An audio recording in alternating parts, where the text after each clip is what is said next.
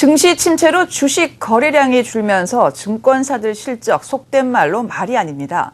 대책 마련이 시급한데 아직 뾰족한 해법은 나오지 않고 있습니다. 지수희 기자 나와 있습니다. 지 기자, 이 증권업계가 한계 상황에 다다랐다, 위기다 이런 말은 예전부터 나왔던 얘기인데요.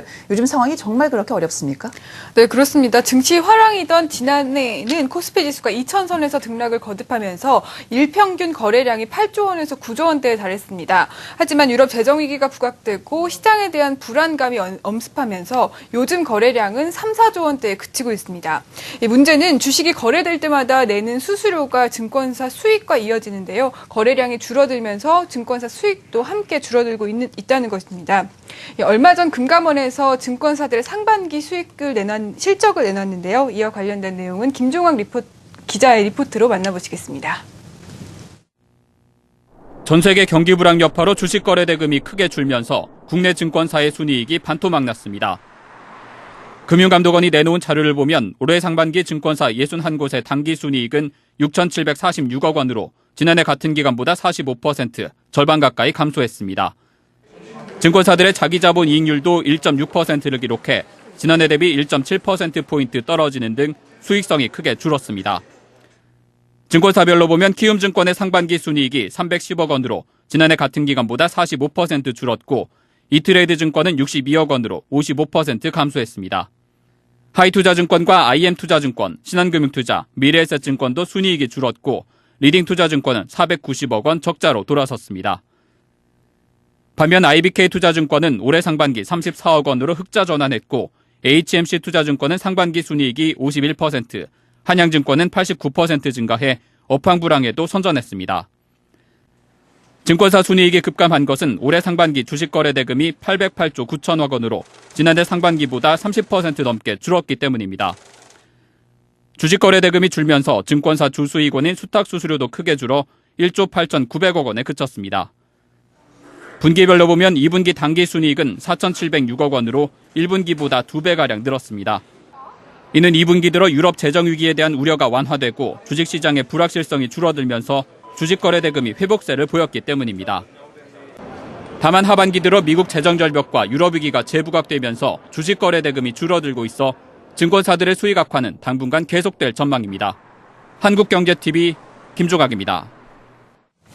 네, 상반기 전체로 보면 지난해 순이익의 절반 수준밖에 되지 않는다. 상황이 심각한데 이런 가운데서도 실적이 좋아진 증권사가 있습니다. 특별한 비결이 있을까요? 네, 앞서 리포트에서도 보셨듯이 실적이 증가한 증권사들은 대부분 중소형 증권사입니다. 적은 비용으로 알차게 회사를 운영해왔고 또 주식중개 수수료 대신에 다른 수익원으로 눈을 돌린 것이 그 원인입니다. 자세한 내용은 화면을 통해서 만나보시겠습니다. 올해 2분기 메리츠종금증권은 증권업 침체에도 불구하고 지난해 같은 기간보다 세전이익이 98% 증가했습니다. 증권사 가운데 유일하게 종합금융회사 자격을 갖고 있는 메리츠종금증권은 CMA 계좌를 통해 받은 고객 자금을 기업금융 등에 활발하게 활용했습니다. 이 장점 덕에 주식중개 수수료 감소에도 불구하고 지속적인 실적 상승을 이끌 수 있었습니다. 위탁 부분에 치우치지 않고 굉장히 사업 구조가 다변화되어 있다고 말씀드릴 수 있는데요. 일단은 PF나 기업금융, PF, IB, 리스금융 등 또 증권 본업에서 있어서는 채권 중개 부분, 트레이딩 부분에서도 고른 실적을 보였습니다. 저희가 지금 올해부터는 좀 FICC 부분에 투자를 좀 늘렸습니다. 그래서 내년부터는 FICC 부분에서도 굉장히 좋은 실적이 나올 것 같습니다. 실제로 메리츠종금증권의 2분기 매출을 분석한 결과 기업금융 수익은 54% 증가했고 전체 수익원 중에서 기업금융이 차지하는 비중도 가장 큰 것으로 나타났습니다. 이번 분기 순이익이 166%나 증가한 HMC 투자증권도 위탁매매 수익보다 IB와 운용 수익이 큰 폭으로 증가했습니다. 대부분의 증권사가 불황을 이기지 못해 지점을 통폐합했지만 HMC 투자증권은 오히려 올해 5개의 지점을 늘리는 등 공격적인 경영을 펼쳐온 것이 주요했습니다. 반면 대형사의 경우 여전히 위탁매매 의존율이 큰 것으로 나타났습니다. 이 때문에 올해 대형 증권사에서는 강도 높은 구조조정이 시행됐습니다. 특히 고비용 계약직의 인력 구조조정은 여전히 진행 중이어서 증권가의 긴장감은 점점 고조되고 있습니다. 직원들 스스로도 남의 얘기 정도로 좀 듣고 그 정도였는데 요즘에는 이제 내일은 안 하는데 스스로도 이제 이게 내일이 될 수 있겠구나 하는 그런 좀 이제 계약이 연장되지 않는 그런 부분들까지 좀 생각해 볼 수 있겠죠. 또 지점 같은 경우에도 뭐 최대 170개 정도였던 지점 수 자체를 120개 정도로 줄이거나 이런 아무래도 이제 연말이나 아니면 내년 상반기 때는 분명 좀 구조조정을 좀 하지 않을까 그런 생각. 하지만 일각에서는 지금의 긴축 정책이 앞으로 약으로 작용할 것이라는 의견도 나오고 있습니다. 저성장 저금리가 거스를 수 없는 대세라고 본다고 하게 되면은 장기적으로 증권 산업이 어려운 것만큼은 사실입니다. 증권사들이 그동안에 많은 구조조정과 이런 저성장 저금리에 적응하기 위한 노력들을 많이 했고 특히 비용 부분들을 상당히 줄였기 때문에 올해보다는 좀 나아질 것으로 보고 있습니다. 네, 중개 수수료 외에 다른 수익원이 있는 또 작지만 강한 중소형 증권사도 있고요. 반면에 중개 수수료 비중이 큰 대형 회사의 경우에는 지금 극단적인 내핍 경향에 들어간 것 같습니다. 하지만 이 비용을 줄이는 것만으로는 한계가 있죠. 근본적인 해결책 필요하지 않을까요? 네, 그렇습니다. 이 때문에 금융위에서도 지난해 말 자본시장법 개정안을 내놓고 이 금융업계를 살리기 위한 대책들을 세웠는데요. 하지만 국회의 반발로 통과가 무산되면서 이마저도 쉽지 않은 실정입니다. 자본시장법 개정안 내용 중에는 국내 증권사를 미국의 골드만삭스 같은 대형 투자은행으로 키우겠다는 내용도 담고 있었는데요. 하지만 이 개정안은 국회에서 법안 상정조차 되지 못했습니다. 그래서 이제는 이 증권사들 스스로가 살아나는 방법을 찾아야 한다는 목소리가 커지고 있습니다. 증권사들이 앞으로 나가야 할 방향에 대해서 역시 리포트로 준비했습니다. 가장 먼저 증권사들은 시장 변화를 잘 파악하고 공급과 수요 창출을 통해 증권시장의 규모를 키우려는 노력이 필요합니다. 지난 한 10여 년간의 우리나라 주식시장의 매매 회전율 추이를 보면은 지속적으로 꾸준히 매매 회전율이 떨어지고 있습니다.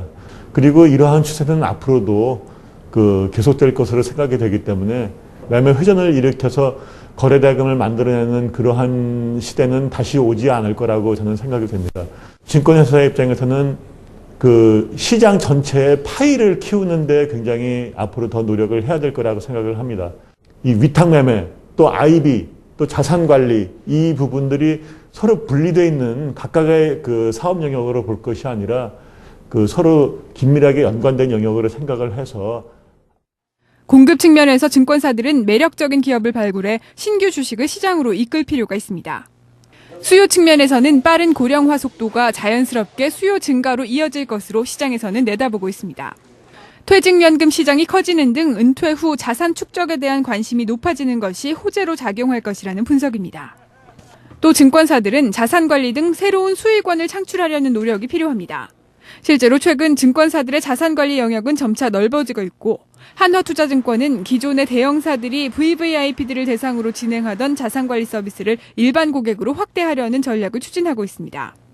다만 증권사들은 가장 잘하는 분야를 특화시키는 것이 중요합니다. 온라인이라든가 모바일 브로커리지를 집중적으로 뚫고 나가겠다든가 저는 우리나라 IB도 중소형사가 특화돼서 뚫고 나갈 수 있는 IB의 영역이 있다고 생각을 합니다. 특정한 트레이딩이라든가 딜링이라든가 자산관리의 어떤 니치 마켓을 뚫고 나가는 그런 특화 전략을 보다 더 적극적으로 구사해야 될 때가 왔다고 생각을 합니다. 네, 필요성은 분명히 있습니다만 새로운 수익원을 찾는다는 것이 말처럼 그렇게 쉽지는 않죠. 잠시 앞서도 얘기가 나왔습니다만 자본시장 통합법이 국회에서 통과가 무산됐습니다. 이것 때문에 다시 한번 증권업계가 실망했는데 글쎄요. 자본시장 통합법이 통과되면 대형사에게만 유리하다 이런 얘기도 나옵니다. 어떻게 보십니까? 네, 그런 얘기이기 때문에 통과시키기가 조금 어려웠던 것 같습니다. 하지만 증권업계에서는 이 자본시장법 개정안이 대형사뿐만 아니라 중소형사에게도 이득이 된다고 평가하고 있습니다. 이 법이 통과되면 중소형 증권사들은 활발하게 M&A를 통해서 대형사로 도약할 수 있는 그런 희망이 생기기 때문입니다. 현재 증권업계의 실상은 60개가 넘는 증권사가 같은 비슷한 수익 구조로 영업을 하고 있는데요. 이 자본시장법 개정안이 통과되면 자연스러운 구조조정도 일어날 수 있다고 현재 시장에서는 평가하고 있습니다. 전문가들은 또 그 외에도 현재 국내 시장이 포화 상태이기 때문에 아직 금융시장이 발달하지 않은 해외 니치마켓을 공략하는 방법도 조언하고 있습니다. 네, 자본시장이 건전하게 성장하기 위해서는 업계의 자구 노력도 필요하겠지만 정부의 지원도 필요해 보입니다. 지수희 기자였습니다. 잘 들었습니다. 감사합니다.